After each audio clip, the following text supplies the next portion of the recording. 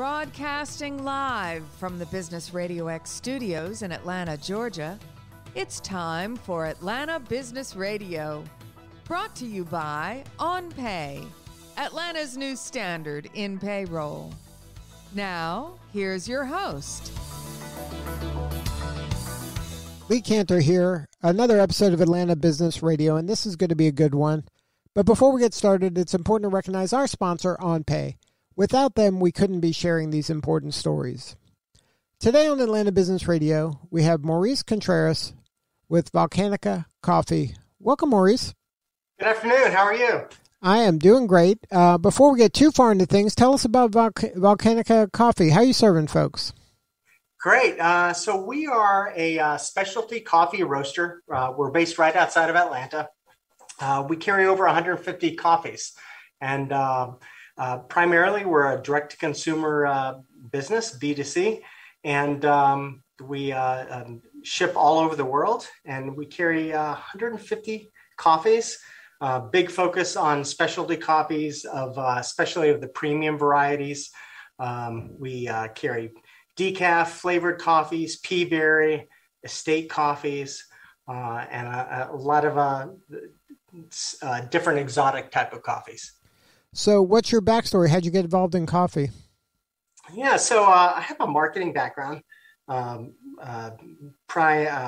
Primarily my degree, or not my degree was in finance, but I was in the marketing side of the business, working for wireless telecommunication companies. Started out with, actually I played them all. I started out with Verizon, then I was a part of TracFone Wireless when it was launched as a startup, and then moved over to AT&T. And I started Volcanica Coffee as a side hustle when I was with TracFone Wireless 17 years ago. And then, so what was the vision back then, 17 years ago?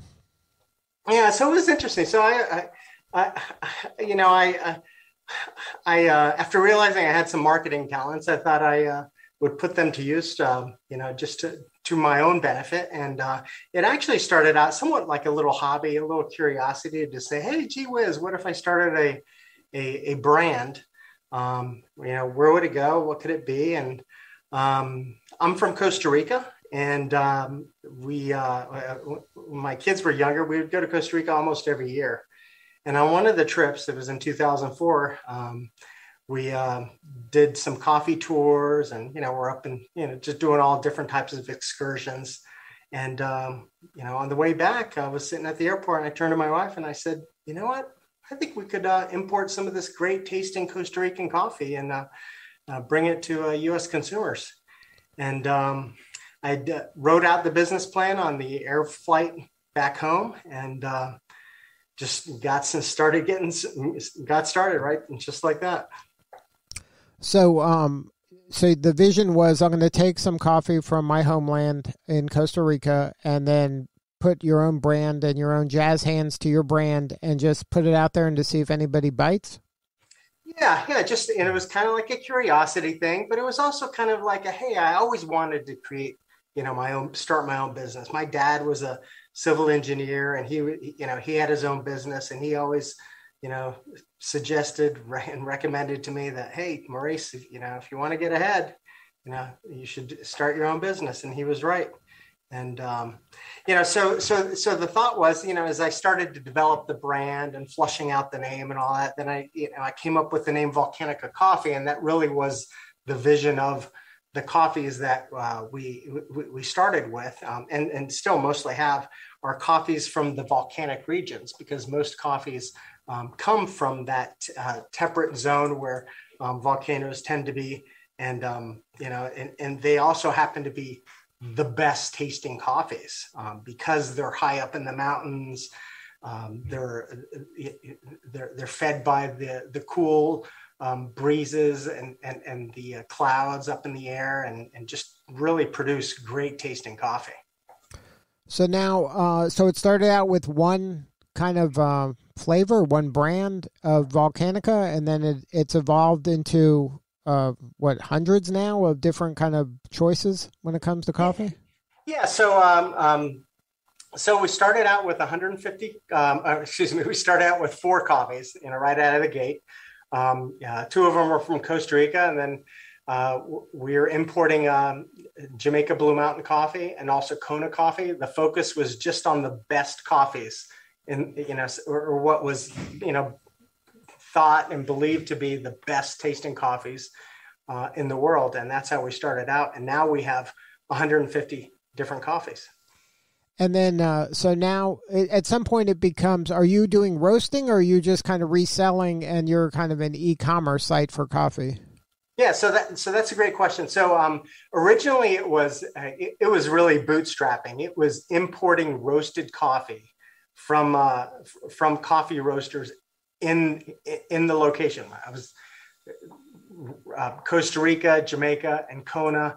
They would roast the coffee, ship it to us, and then we would turn around and resell it.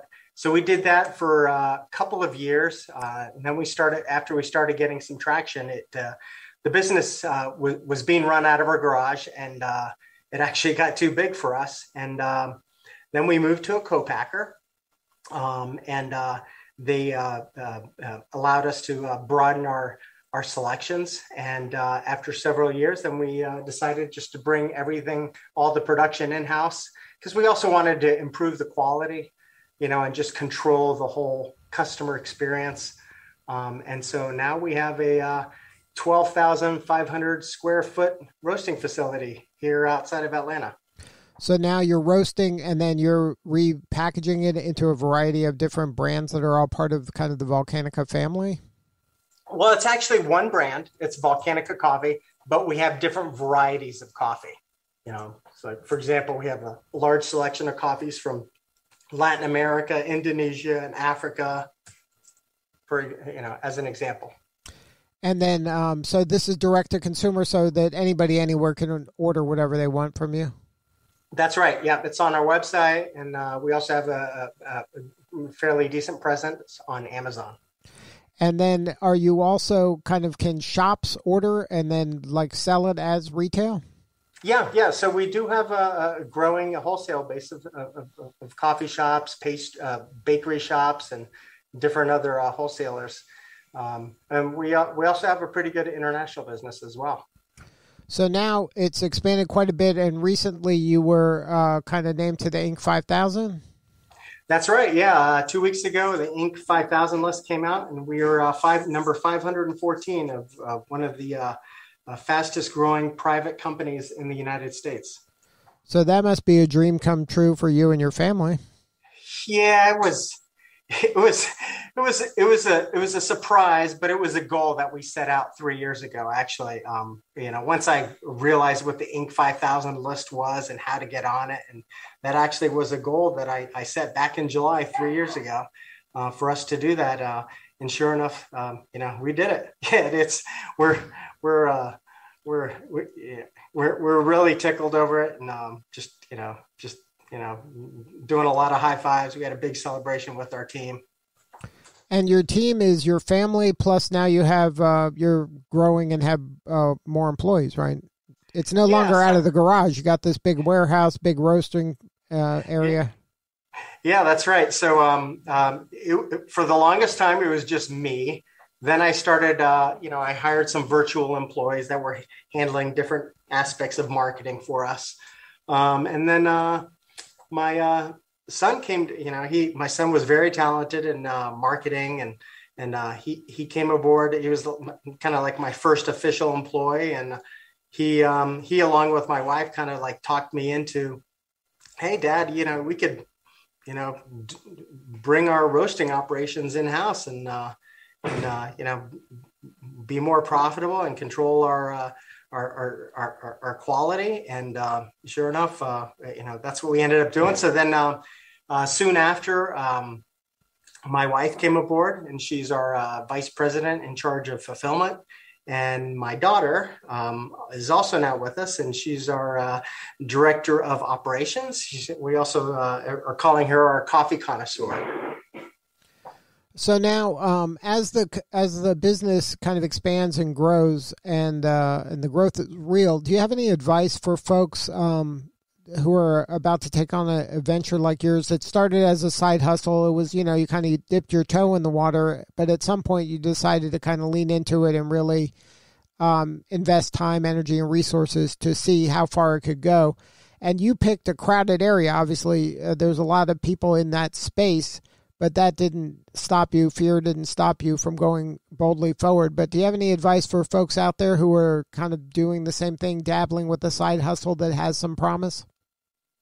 Yeah. So first of all, it's a lot of work. Success does not come overnight. And I knew that from the beginning, and that actually was, that was part of our original business plan, is to do the different steps that I kind of outlined to you, and then eventually, build our own roasting shop or build our own coffee plant. It just took a lot of commitment, a lot of work, because I had a full-time job. I made really good money. I was a regional director as my last role here with AT&T, and I did not want to neglect any of that, and I also had a small family. So it was also it was managed growth, in the first few years, I knew that I could really grow the business, and expand it faster than it was, but I didn't have the time. So it was kind of like a managed growth. I would get up 1 hour before I had to go to work, and I spent 1 hour working on the website or working on the business. At lunch, I would peek at my emails and get some work done. When I would get home, I'd have, eat dinner, put the kids in bed, and back on the computer, working another hour or two. And that was my routine for the longest time. And it was just little by little, it just kept growing and kept growing. So now, when you were starting out, was the challenge kind of getting new customers? Was the challenge kind of maintaining the quality of the product? Where were the biggest headaches for you, or were there different headaches at different times? Yeah, different headaches at different times. So at the beginning, it was learning how to build a website. And I'll tell you, that was the day back in 2004. That was before Shopify, before BigCommerce, before some of the easy to create websites were available. It basically required me to go learn HTML and CSS and Dreamweaver. If those are all terms that some of you all don't know, but those were the nuts and bolts of a website back 17 years ago. So I went to the library, rented books, and just studied and just learned how to code HTML. And then at the same time, knowing how, to your point that you asked me about, driving traffic, it wasn't just building a website and hoping people would come. It was building a website from the ground up that people would find you easily. And so I really spent a lot of time learning SEO, search engine optimization at the time. How do I, build a page that people are going to start finding, but through searches. That was the key part right at the beginning. That, and then of course, finding sources and and a little bit on the fulfillment of orders. Now, did something happen, or did you have kind of big aha moments or big monumental events that happened that really took you to new levels? Or was this just kind of organic, gradual, just keep grinding every day, get a little better every day, and then you get to the promised land eventually kind of work? Yeah, it was your first one that you said. It was just little by little, just grinding every day.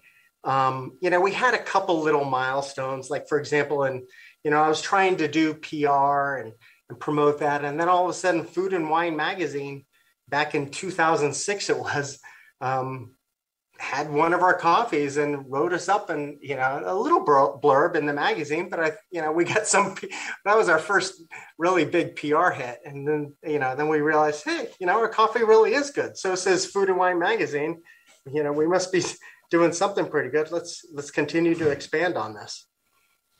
And then, but the bottom line though is just, it's one of those kind of 17 years to be an overnight success. getting 1% better every day just keeps compounding, and then all of a sudden you're become almost unstoppable. Exactly. It's the snowball effect. And, we had different snowball moments. And like, for example, one of them was when, once we opened up our coffee plant, we really focused on improving the quality, really focused on, shipping orders out to customers immediately, really focused on minimizing errors. So one of the things that we do is our goal is to ship all orders within one business day. And quality is really important. So having fresh roasted coffee that can arrive into a customer's hands within a few days is key. It's hard. It really is hard. But customers get delighted on, when, that's how we operate. So that attention to customer service, the kind of surprise and delight, like you guys sell 16 ounce rather than 12 ounce, give the customer a little bit more. Some of these things that are just, it sounds like common sense, but not a lot of people maybe do them as well as you guys. Yeah, it's true. And early on, I read the book by Schultz from Starbucks, who was the founder of Starbucks. And it was really interesting just learning from somebody who made it, and he was like, that Starbucks is what we call the second wave of coffee, where they really improved the level of the flavor of coffee here in the States.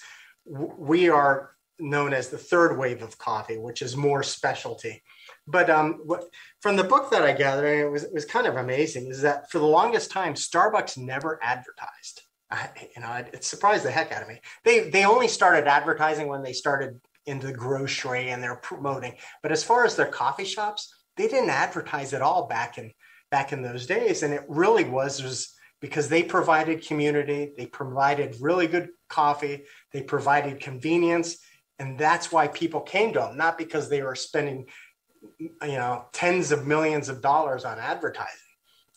That really was the key. I realized, hey, if you focused on quality, you get good customers reviews and they keep on coming back, it starts to snowball. So now, giving back to the community is an important component of your work. And I know that 1% of all your sales are donated to a charity that provides clean water. Can you talk about how that came about? Yeah. So Charity Water is an organization, and that's their name, Charity Water. They build water infrastructure in impoverished communities around the world, mostly third world countries. They'll go in, and we take water for granted, but there's small villages in Nigeria or Guatemala or Ethiopia, and they really have to hike miles just to go get, barrels of water, and they put it on their shoulders and hike back to the house. And so what Charity Water is, goes into these towns, they'll drill a well, they'll build the whole infrastructure and basically bring clean drinking water to these homes. And so, I never heard of them before. The founder of the organization came to our church one Sunday, and he laid out the vision of what he was doing, and it already was a successful company. And one of the beautiful parts about that I liked is that 100% of the donations go directly to the projects, because they have somebody else that's funding the whole administration of it.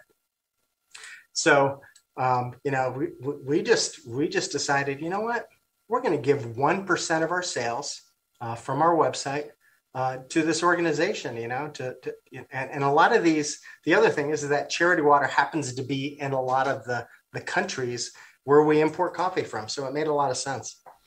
Good stuff. Well, congratulations on all the success. It's really an amazing story. You should be so proud of yourself.